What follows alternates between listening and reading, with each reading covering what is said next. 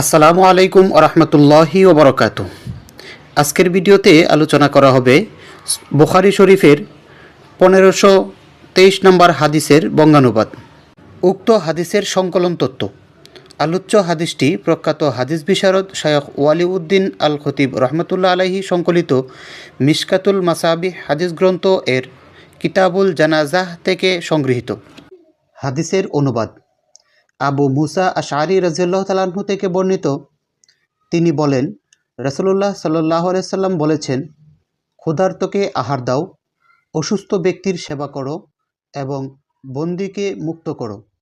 সহিহ বুখারী 1523 নম্বর হাদিস।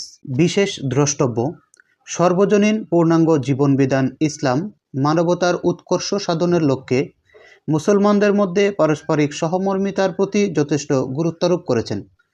তাই আমাদের উচিত অধিক পরিমাণে উল্লেখিত কাজগুলোর অনুশীলন করা। আল্লাহ তাআলা আমাদের সবাইকে আমল করার তৌফিক দান করুন। আমিন।